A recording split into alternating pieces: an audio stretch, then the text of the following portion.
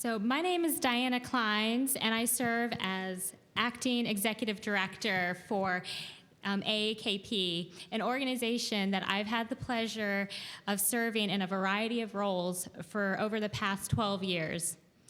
It is such a pleasure to see everybody here today. AAKP has always benefited from our loyal and active members. And for our new attendees, welcome to the AAKP family and team. The meeting over the next several days is loaded with content, and in this beautiful venue, there is time for you to enjoy your surroundings and take time to meet fellow patients along with national experts. Enjoy yourselves, please. I would like to thank the 2017-2018 National Patient Meeting Planning Committee. We will recognize them individually on Saturday evening. However, their support has helped shape this year's program. Our committee members that are in this room, please wave your hand briefly so we can thank you.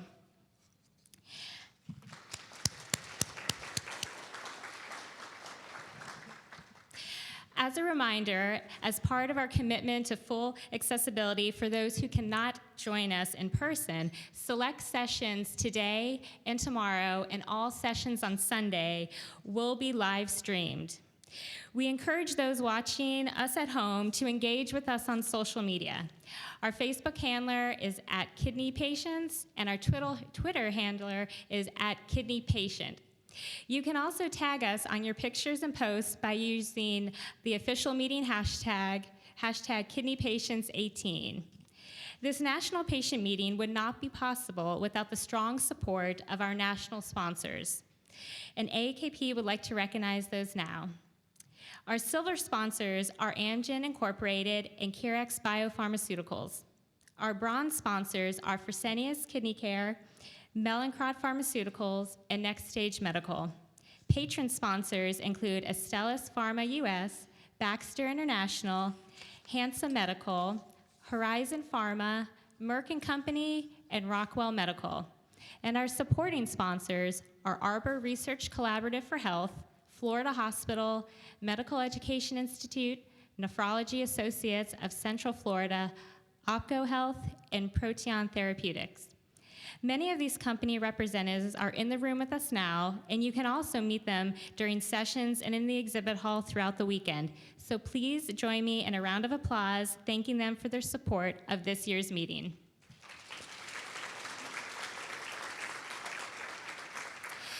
Their generous support demonstrates their corporate commitment to AAKP, you, and quality patient education. I'd also like to thank this year's exhibitors. We have more than 25 vendors that include industry partners, government agencies, and fellow nonprofits. Continental breakfast will be served in the exhibit hall every morning from 7:30 a.m. to 9 a.m., so please be sure to walk the aisles and learn what products, services, and resources these companies have to offer. I'd also like to remind everyone to complete the meeting survey provided to you when you checked in at the AAKP Registration Center. As you progress through the weekend, you can fill it out and then return it back to the center. If you didn't get one, please go ahead and visit Val and she'll get you a survey. Your responses are invaluable as they'll help us enhance future meetings. At this time, I'd like to introduce AAKP's president, Paul Conway. Paul is a patient who was first diagnosed at the age of 16, and during his 37-year journey as a kidney patient, he experienced 13 years with end-stage kidney disease, dialysis for nearly 3 years, and for the past 21 years, he has managed his disease with a successful kidney transplant. As a policy professional, Paul has served under 4 presidents and 3 governors, and in support of 5 presidential transitions. As the AAKP staff knows well, and I can personally attest to over the last 10 years, he is relentless in his efforts to advance our shared mission and fully supportive of the efforts of the professional team to build AAKP into the most effective kidney patient organization in America.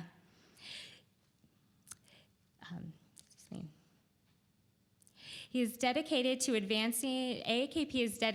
advancing the innovation and improving outcomes. And so with that, I'd like to welcome Paul.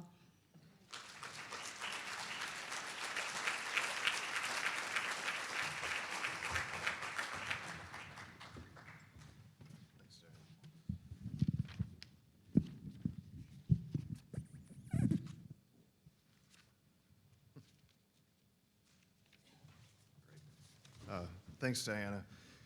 It takes a team to make it happen, so welcome to our meeting here in St. Pete, and thanks for putting up with last year and our intervention from a hurricane, which kind of delayed a little of our planning here. It's been quite a journey, but as you know, as kidney patients and as caregivers, nothing really stops us in our effort to kind of make things happen, and not even a hurricane, so we appreciate your patience.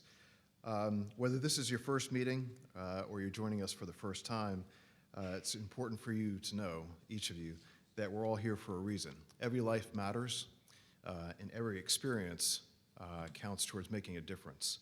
What you'll find is that here at AAKP, we're 100% focused and dedicated on education and advocacy.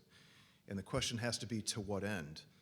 And to what end is to improve the lives of the people who live today with kidney disease, and most importantly, to honor our heritage and improve the lives for those who have yet to be diagnosed and those yet to come.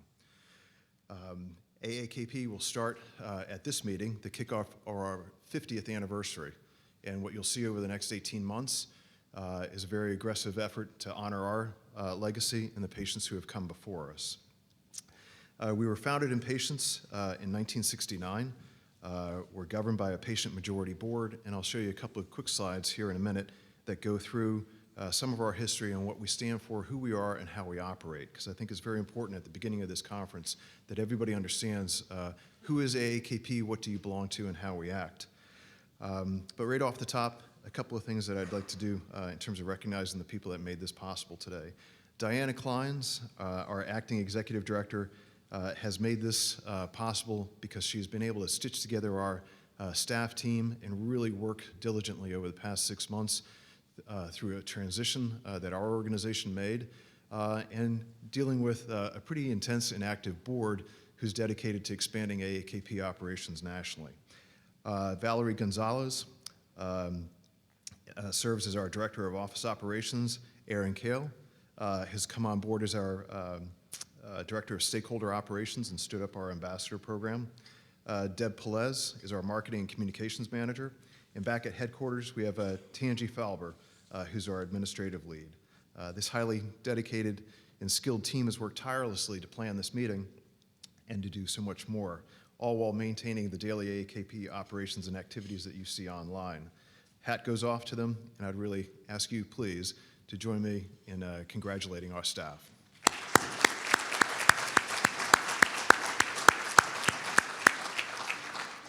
I'd also like to recognize our AAKP National Ambassadors. There are 22 in attendance at this conference, and we appreciate their efforts to educate and connect patients nationwide. These are the influencers that are out in the communities and out in the states, connecting patients to a lot of the resources that AAKP has and that we offer free and online to our patients to learn more about kidney disease.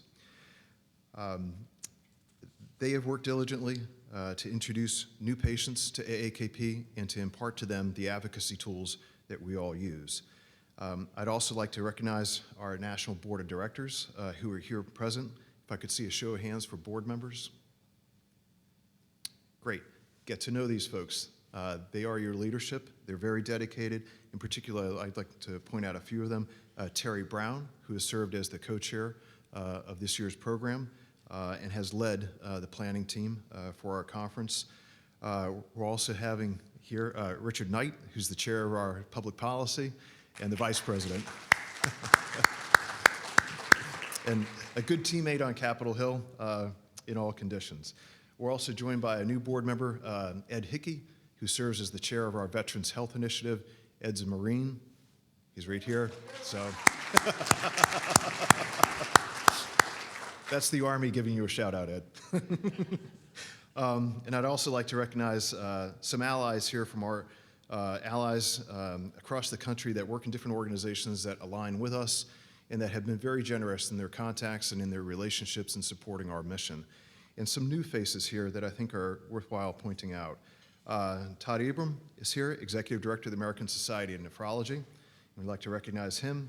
Mr. Greg Martin from the Patient-Centered Outcomes Research Institute has come down from Washington to see us.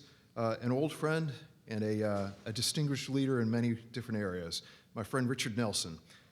He's the former head of the Utah Technology Council, and his family has been hit by kidney disease for generations, but he's tenacious, he knows technology, he doesn't quit. He's the son of one of the most decorated Marine Corps fighter pilots in World War II in the Pacific. Richard's here as the founder of the Rare Disease Foundation, and he's here with his son, Ethan. Talk about motivation. So thank you for coming, Richard.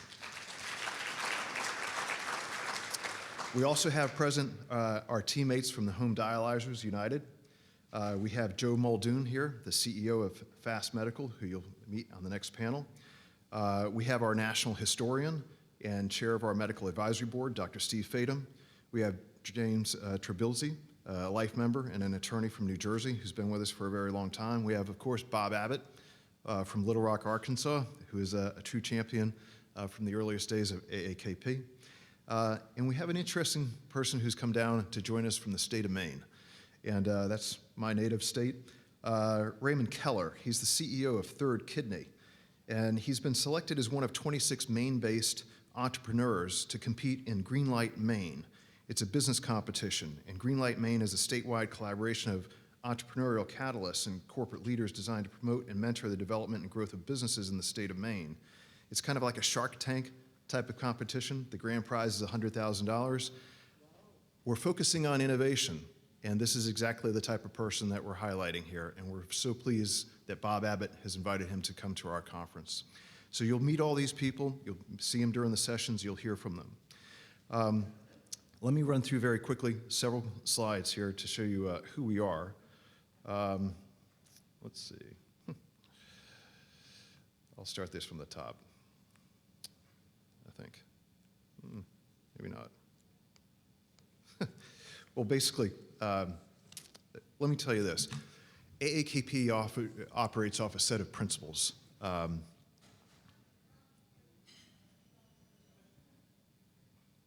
There we go. A set of principles, and we have key distinctives. And let me just go through this for a fast minute here for you.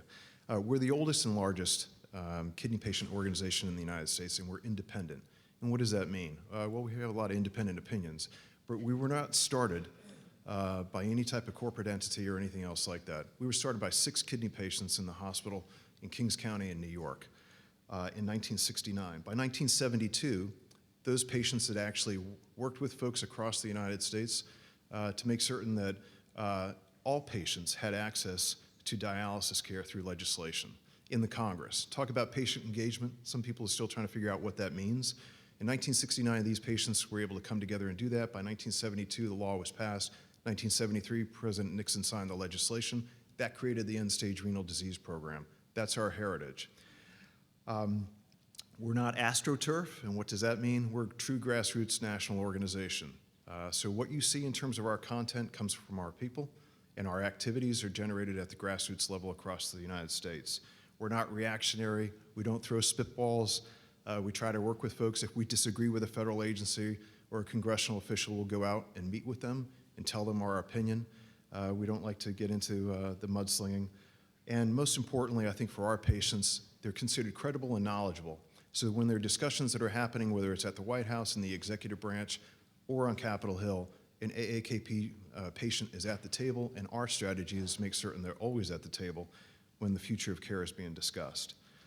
Our mission is fairly simple. You'll see these slides rotating, but it's to educate, to advocate, and most importantly, to define what patient engagement looks like from a patient perspective, and to make certain that that definition is embedded in national policy. Our strategic principles, this is what I was mentioning to you. These principles define every single thing that we do as an organization. And we've sorted through this, we've distilled these. These help create our distinctive.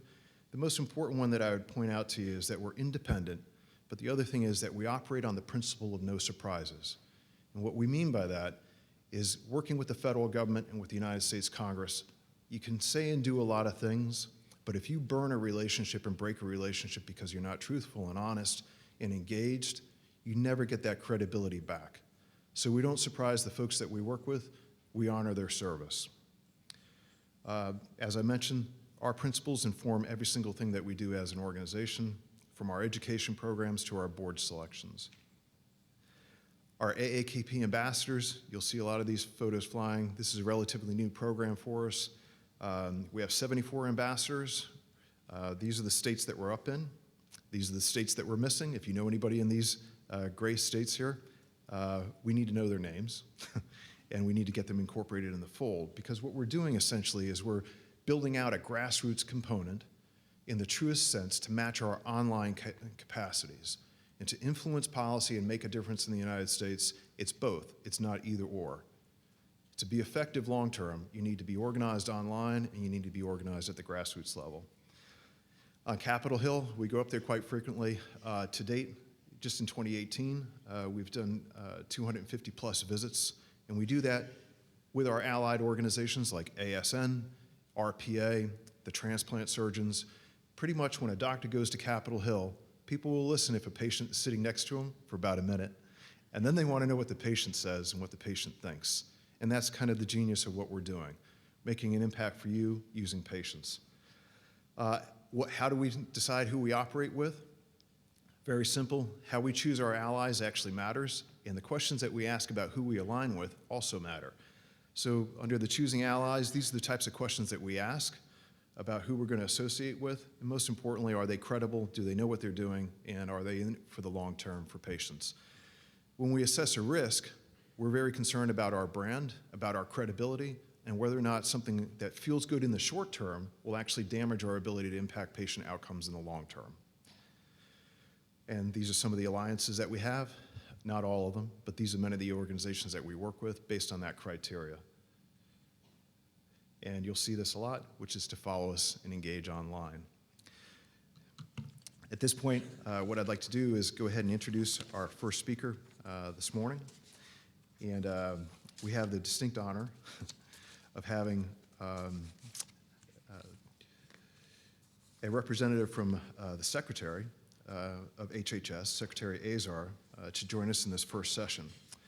The first session is called National Policy in Kidney Disease, What You Need to Know, and we're honored to have Sandeep Patel. Sandeep has an interesting role at HHS. So he works at the Office of Chief Technology Officer. HHS is one of the biggest and most influential cabinet agencies in the United States. They literally are involved in your life from the time that you get up to the time you go to bed and throughout all hours. He works in the Open Innovation Office. He's the manager of the Office of Chief Technology.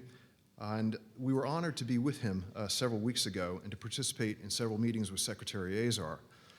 And we were there along with the Kidney Health Initiative and the American Association, or the American Society of Nephrology, and we were talking about an exciting development in kidney disease called Kidney X. And Sandeep will talk through that, but I think for folks to understand really the significance of this, you have a new cabinet secretary who's the Secretary of Health and Human Services. His father spent 3 years on dialysis. His father has a kidney transplant. When you're a cabinet officer in the United States and you have that experience in your family, and then you have people that are on your staff like Sandeep, who think every single day how are we going to transform care in the United States, it makes a powerful combination for patients. And so with that, Sandeep, I ask you to go ahead and come up. Thank you.